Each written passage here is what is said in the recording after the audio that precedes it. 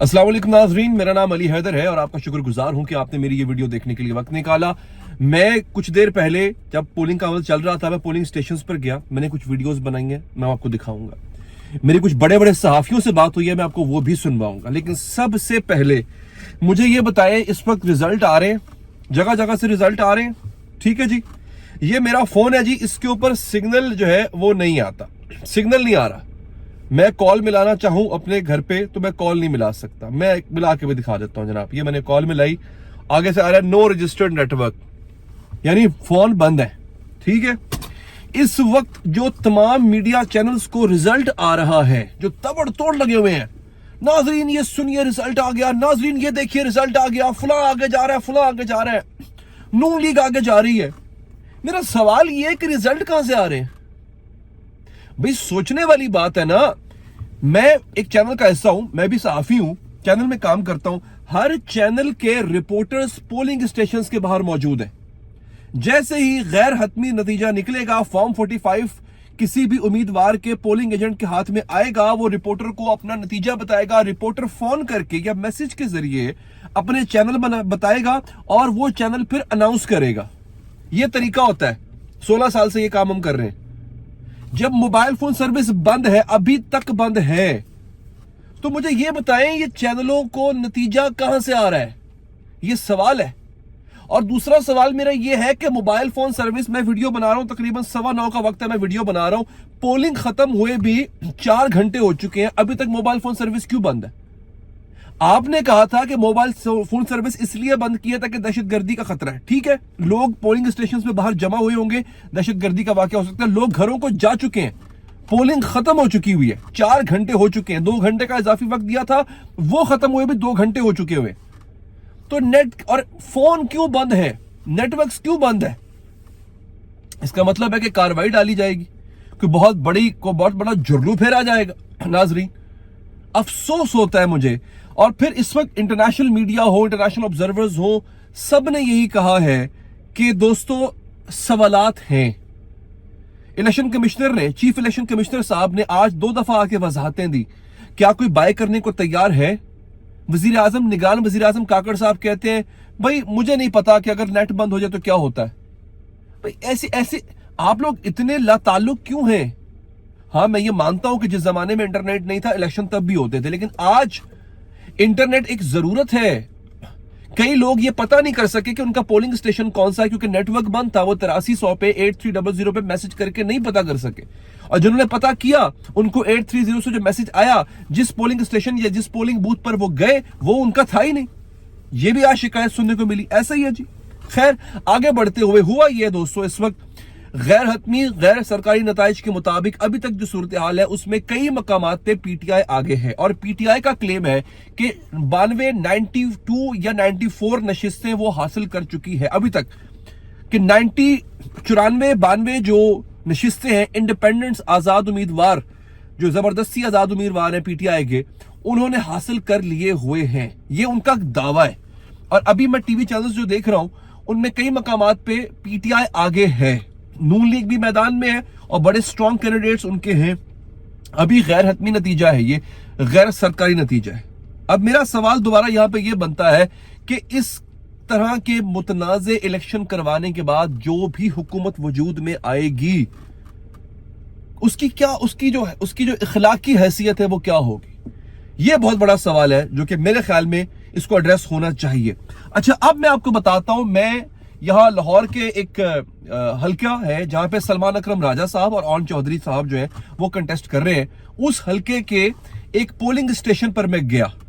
वहां पे जाके मैंने वहां के लोगों से बात की, मनाजिर देखे, वो आपके सामने है। उस बात से एक तो बात पता चलती है कि पोलिंग के अमल के दौरान किसी किस्म का रखना नहीं डाला गया। हुए वाकयात, ऐसे इक्का दुक्का वाकयात हुए हैं जहां पे लेडीज पोलिंग बूथ के अंदर मर्द हजरात घुसे हुए थे, ऐसा हुआ है। कराची के अंदर कुछ जगह ऐसी हैं जहां पे बैलेट पेपर उठा के ले गए, बुक्स उठा के ले गए, ठीक है। बलूचिस्तान में एक आधी जगह ऐसी है जहां पे एक जो बैलेट बॉक्सेस हैं वो उठा के ले गए। ऐसे वाकयात हुए हैं, लेकिन ओवरऑल पुरअमन रहा सूरत हाल। कहानी कहा जा रहा है, कहानी अब डाली जाएगी, कार्रवाई अब डाली जाएगी। मैं एक पोलिंग स्टेशन पे गया, वहां मेरी मुलाकात हुई, लोगों से मेरी बातचीत हुई, क्या बात हुई वो जरा देख लीजिए आप। मैं इस वक्त लाहौर गुलबर्ग के इलाके में हूँ यहाँ पे, और पोलिंग का अमल जोरों शोरों से जारी है। ये मेरे पीछे देख सकते हैं आप, जमात इस्लामी का भी कैंप लगा हुआ है और ऑन चौधरी साहब का भी कैंप है जी यहाँ पे, IPP का, और ये मेरे पीछे PTI का भी कैंप है। तो आइए जरा इनसे बात करते हैं। टर्न आप PTI से, टर्न आउट कैसा रहा है आपका? हमारे हल्के में बेहतरीन आया। अच्छा, अब लोग सारे घरों से बाहर आ गए सर। तो मुझे ये बताएं कि वोटिंग का अमल जो है वो सुस्त रवि का शिकार है, शिकायतें आ रही है कि जी बड़ी स्लो चल रहा है। ऐसा कोई बहुत फास्ट चल रहा है, फास्ट ज्यादातर सही चल रहा है, कोई इतनी ज्यादा प्रॉब्लम कहीं भी नहीं है। खासतौर पे जहाँ पे मैं 169 पे अभी फिर के है, 7-8 पुलिस स्टेशन में बिल्कुल स्मूथ है, कोई प्रॉब्लम नहीं है, ना कोई रोला है। लेकिन है स्लो, उतना स्लो नहीं है, नॉर्मल चल रहा है। आखिरी 1 घंटा ऑलवेज अभी लोग निकल उन्होंने, लेकिन कराने के बावजूद नेट की प्रॉब्लम चल रही है। अच्छा, इंटरनेट की वजह से कोई मसला हुआ है टर्न आउट का?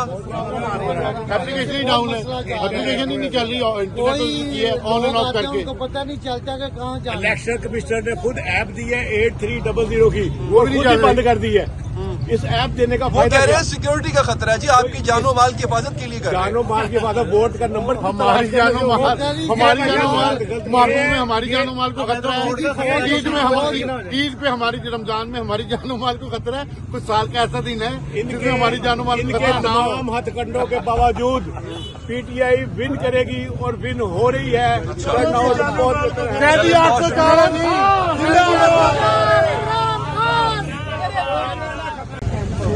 ये जी हम आ गए हैं ऑन चौधरी के कैंप पे, आप देख सकते हैं। हाँ जी, कैसी चल रही है जी वोटिंग का प्रोसेस? स्मूथ ही है जी? हाँ जी, हाँ जी, बिल्कुल। कोई स्लो होने की शिकायत तो नहीं है? नहीं, स्लो नहीं है। स्लो नहीं है। अच्छा, ठीक अब है। तो बने 1-1.5 बजे के बाद, 1 बजे बाद। अच्छा, तो बड़ी तेजी से निकल रही है और अभी तक मेरा ख्याल है कि लोग डिमांड करेंगे कि हमें टाइम और मिलना चाहिए। अच्छा, क्योंकि अभी जो स्पीड आई है ना, सुबह यहाँ 9 बजे 10 बजे स्पीड आई थी और उसके बाद अब स्पीड आई है जी।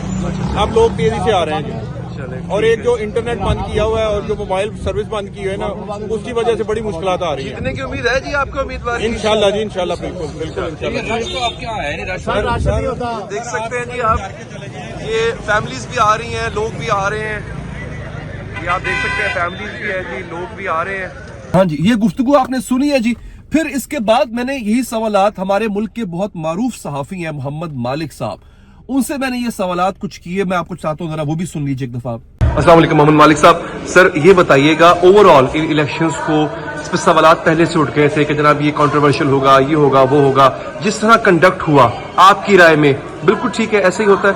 नहीं, बिल्कुल ऐसे नहीं होता। अगर आपका सारा दिन टेलीफोन बंद हो, आपका इंटरनेट बंद हो, एक पार्टी का दाखिला बंद हो, मैंने आज कितने पोलिंग स्टेशंस देखे, उसमें बहुत से लोगों को, खासतौर पर ख़वातीन को पता ही नहीं था कि PTI का कौन सा कैंडिडेट है, कहाँ से लड़ा है, नहीं लड़ा, कौन सी टिकट, सिंबल्स क्या है।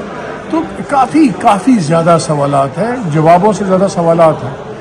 अब देखना ये होगा कि पहले तो बड़े ही क्वेश्चनेबल हालात में वोट्स कास्ट हुए हैं, अब देखने के वोट गिने कैसे जाते हैं। अगर हम जैसे बात कर रहे थे पहले, अगर 25 से 30% ज्यादती डालने में हो जाए प्रोसेस में, 25 से 30% गिनने में हो जाए, तो 60% तो निकल गया ना इलेक्शन का।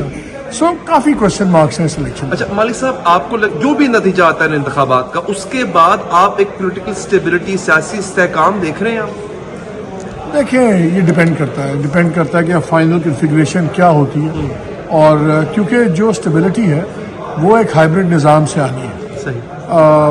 अब वो किस लेवल पे इन्वॉल्वमेंट होती है, ये हमें अगले कुछ घंटों के बाद पता लग जाएगा कि किस शक्ल से ये मजमुआ कैसा बनाया जाता है। बिकॉज जो बातें हम सुन रहे हैं कि जी सिंपल मेजॉरिटी होगी, सिंपल मेजॉरिटी अव्वल तो नहीं होगी, जो मेरा एनालिसिस है।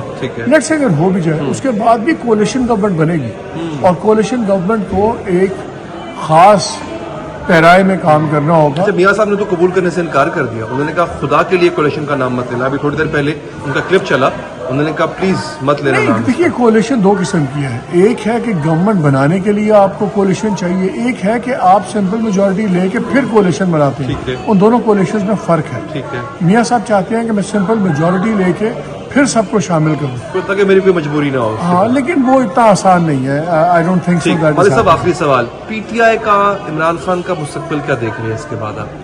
देखिए, इमरान खान का मुस्तकबिल सीधी सीधा जुड़ा हुआ है किसी और के मुस्तकबिल से।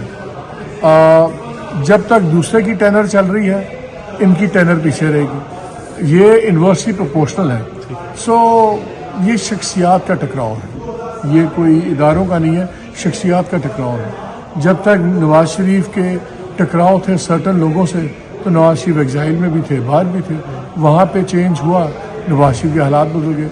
अगर आज भी दूसरी साइड पे चेंज होगी जब भी, तो इमरान खान के भी हालात बदल जाएंगे। ये मुकदमात भी सियासी हैं, ये सजाएं भी सियासी हैं।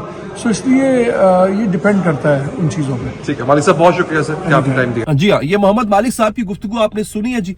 अब सूरत हाल ये है कि थोड़ी देर में, बल्कि थोड़ी देर में तो नहीं, मुझे लग रहा है जिस स्पीड से मामला चल रहा है, रात देर तक रिजल्ट्स आते रहेंगे। रिजल्ट जब आ जाएंगे हतमी तौर पर सारे, तो इंशाल्लाह तब मैं एक नया वीलॉग लेकर आऊंगा। उसके लिए आप चैनल को लाजमी सब्सक्राइब कीजिए। अपना ख्याल रखिए। अल्लाह ने के बाद।